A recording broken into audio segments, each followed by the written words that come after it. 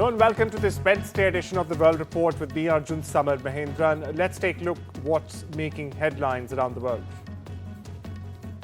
An Indian origin man is fighting for his life in Australia after he was tackled to the ground by police and allegedly even kneed on the neck on the 29th of May. That's correct. 42-year-old Gaurav Kundi, a father of two, was put on life support with suspected brain damage, viewers, after a violent police encounter with the police in Adelaide. Now, according to reports, Kundi and his partner Amritpal Kaur were in fact allegedly arguing in public in Adelaide's eastern suburbs in the early hours of Thursday. Meanwhile, a passing police patrol reportedly mistook the incident for domestic violence, despite Kaur's instance that Kundi was simply drunk and loud, not violent. My colleague Vishal Vivek, meanwhile, joins us for more on this developing story. Vishal, gruesome visuals there, major embarrassment for Australian police authorities. What's the latest you're picking up? Well, you can straight away draw parallels between this incident and the incident that happened 5 years ago in the US about George Floyd, who suffered the same fate, who went on to, he lost his life in the process because police knelt on his neck as well. So similar thing has happened in Australia. The man is still alive, but doctors have reportedly said that he is under, really bad condition and there's a brain damage involved. And as you mentioned earlier, that his wife was there when it happened, and she kept telling the authorities that this man is not to be blamed. He's just drunk. Leave him alone. But those things were left unanswered by the authorities, and they went on to almost abuse the man. So this is under investigation. We'll have the answers when the investigation is over. So thank you so much for that, Vishal. And as my colleague rightly pointed out, seems like a rerun of America's George Floyd fiasco. In fact, now moving on across the border, Pakistan's former Foreign Minister Bilawal Zardari, while speaking at a press conference at the UN headquarters in New York on Tuesday, made a rash attempt once again, in fact, viewers, to push an anti-India narrative as he claimed that Muslims were in fact being demonized in the country. However, this anti-India propaganda was effectively countered then and there by a foreign journalist who pointed out that he had personally witnessed India's Operation Sindoor briefing being headed by an Indian Muslim officer. That's correct. The journalist's remarks visibly left Bilawal with no counter whatsoever, and he simply nodded in response. Take a look. Let me start with a statement you made today, saying that the recent terrorist attack in Kashmir is being used as a political tool to demonize Muslims in India. Sir, I have watched the briefings on both sides, and as far as I recall, there were Muslim Indian military officers who were conducting the briefing on the Indian side. Well, as far as the operation is concerned, you're absolutely right. Okay. Commerce and Industry Minister Pushp Goyle held a series of high-level meetings in Paris on Tuesday. Now, the focus was boosting India's global trade ties and expanding partnerships in high-tech and innovation-driven sectors.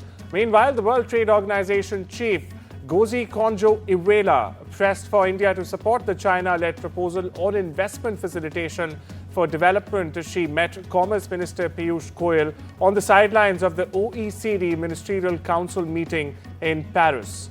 Here's what the WTO chief said.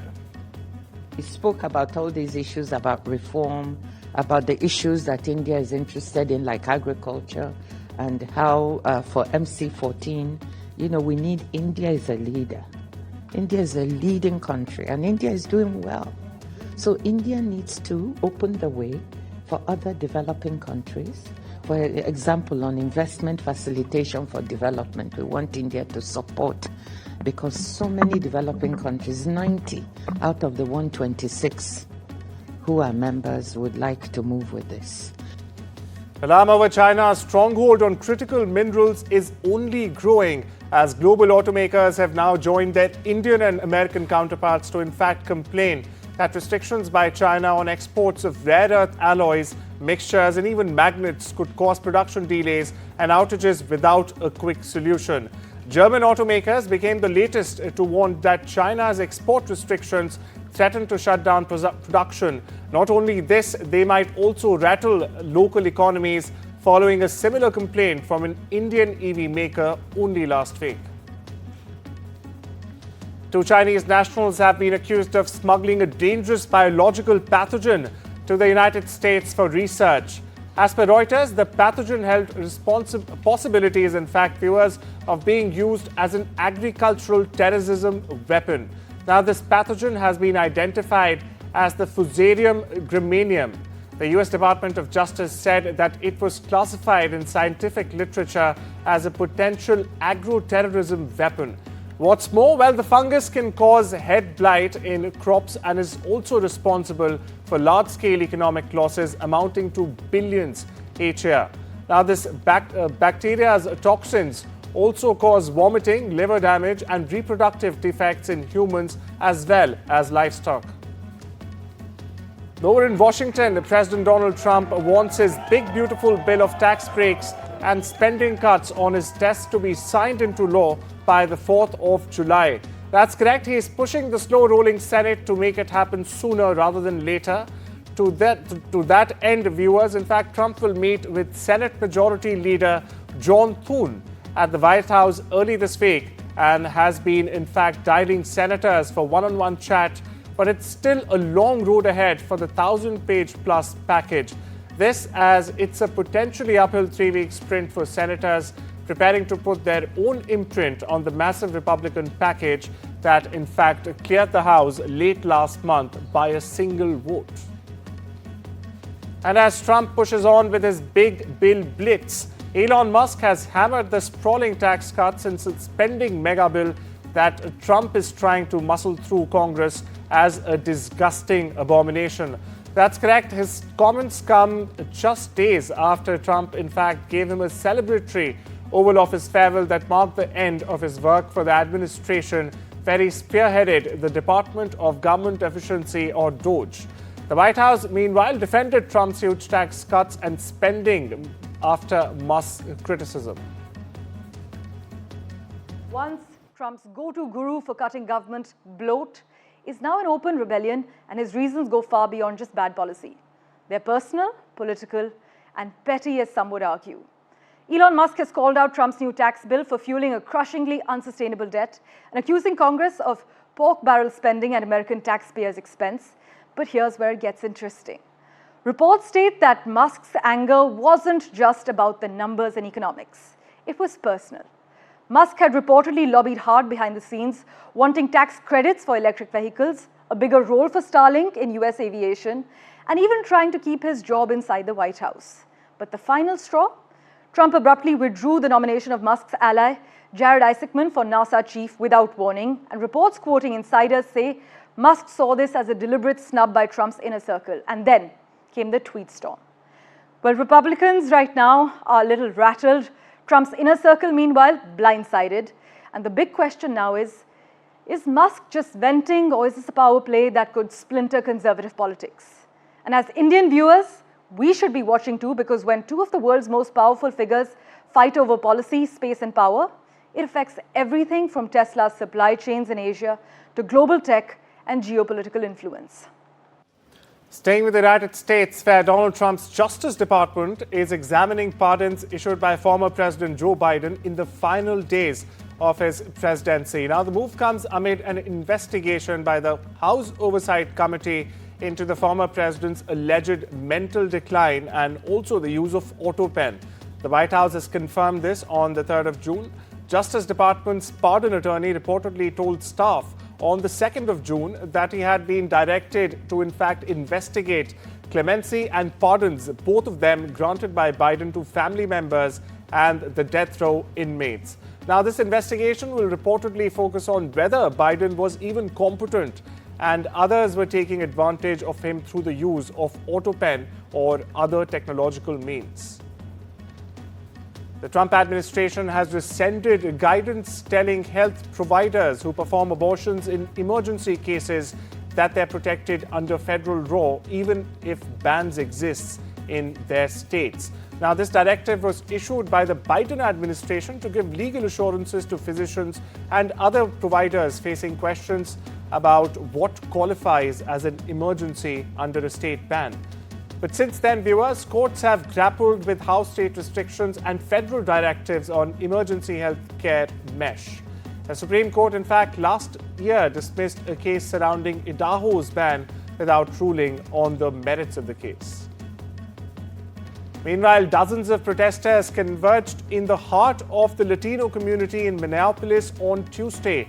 Now, this after a large force of federal and local authorities wearing tactical gear conducted what they called a law enforcement action. As you see on your TV screens right now, the video showing FBI agents carrying rifles and armored vehicles bearing the initials of the Homeland Security investigations quickly spread with rumors of a massive ICE immigration raid. In fact, Minneapolis mayor, meanwhile, has said in a statement that his office was still gathering details on what had actually happened, but that the action was related to a search warrant for drugs and money laundering and denied any arrests were made.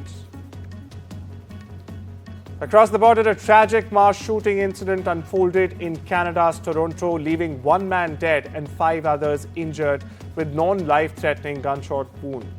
Emergency crews were dispatched around 8:30 p.m. local time on Tuesday to the area of Flemington and Zachary roads.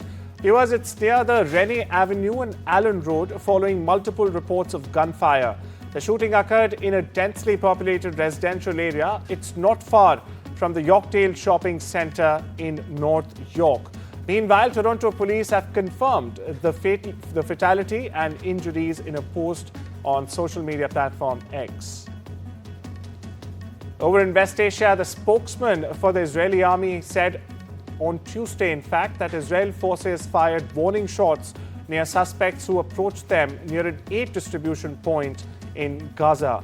Brigadier General Effie Defrin's remarks come as or after the Palestinian health officials and witnesses said 27 were killed as they headed towards the air hub, or the aid hub in this case. Defrin told journalists in Tel Aviv that the incident is under investigation. The near-daily shootings have occurred after an Israeli and US-backed foundation established aid distribution points inside Israeli military zones, a system it says is designed to circumvent Hamas terrorists.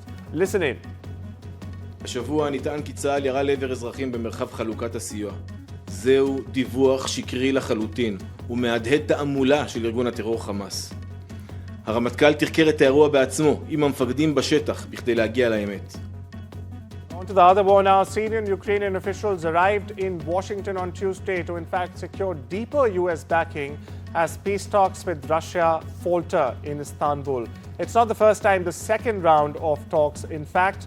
Meanwhile, Kiev accuses Moscow of deliberately stalling negotiations and continuing its military aggression despite ongoing diplomatic efforts. Volodymyr Zelensky's chief of staff, Andrei Yermak, met with US-Ukraine envoy Keith Kellogg and accused Russia of playing for time and manipulating negotiations to in fact dodge sanctions and a delay in ceasefire. On the other side of the aisle, Russian Security Council Secretary Sergey Shyigu arrived in Pyongyang to meet with North Korean Supreme Leader Kim Jong-un. Now, this is his second visit to Pyongyang in less than 3 months, very interestingly. The press service, meanwhile, of the Russian Security Council told TASS that the sides are expected to discuss implementation of certain provisions of the Russia-DPRK Treaty on Comprehensive Strategic Partnership. Meanwhile, viewers, the situation around Ukraine will also be up top in the agenda. Myung was sworn as South Korea's new liberal president on Wednesday, pledging to guide the nation out of the political upheaval triggered by a recent martial law crisis and to revitalize an economy grappling with sluggish growth and rising global protectionism. His election comes in the wake of former President Yoon Suk-yeol's ousting just 3 years into his presidential term following widespread backlash over a failed bid to impose military rule end of last year. But it's time we dip into a break now. Let's see you on the other side.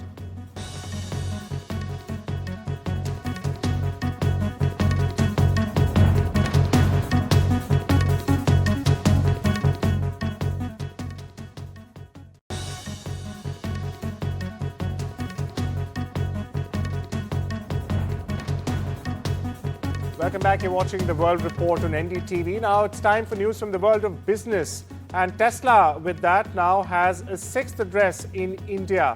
No, viewers, it's not one of them. In fact, is for manufacturing. Tesla India Motor and Energy Private Limited has signed a so-called leave and license agreement with Lodha Group's Bellissimo to rent the 24,500 square feet space in Lodha Logistics Park in Mumbai's Kurla West. Now, this is according to documents sourced by Craymatrix. It's a real estate data analytics firm. My colleague Gerardi, meanwhile, gets you more on this story. Tesla India has decided to lease a 24,500 square feet service center space in Mumbai's Kurla West area.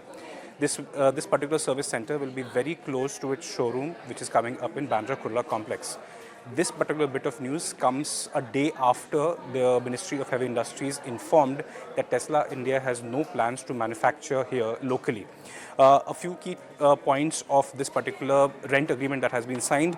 A total of 24,500 square feet will be leased in Lodha Logistics Park, which is in Kurla West. The rent agreement has been signed for 5 years with a starting monthly rent of about 37.5 lakh rupees. In all, by the end of the 5-year term, Tesla India will end up paying about 25 crore rupees as rent for this particular space. It already has leased actually a showroom space in Bandra Kurla complex. It also has is scouting for showroom space in New Delhi's Aero City as we speak. So essentially, Tesla wants to sell in India, not make in India, but the plans can change going ahead in the future. Sticking with Tesla, prelim data from research group New Automotive showed on Wednesday, in fact, that Tesla's new car sales in Britain tumbled more than 45%. That's correct, more than 45%, viewers, from a year earlier in May. Now, the automaker, which has been losing market share in part because of CEO Musk's embrace of far-right politics in Europe, sold just 1,758 units in Britain last month. Well, they're down from 3,244 just a year earlier, the data has revealed. Meta has inked a deal to keep an Illinois nuclear power plant running for the next 20 years so it can power its artificial intelligence and data center ambitions. That's correct. The deal sees the tech giant purchasing 1.1 gigawatts of power from nuclear power provider Constellation from its Clinton Clean Energy Center in southern Illinois starting in 2027. Meta said this on the 3rd of June, viewers. Much like other tech giants, Meta is heavily leaning into AI amid the continuing hype around the tech and also has embedded its own AI models, in fact, into its flagship social media platforms, Facebook and Instagram. Not only this, it also plans to fully automate ad creation on those platforms by the end of this very year. The Wall Street Journal has reported this on the 2nd of June.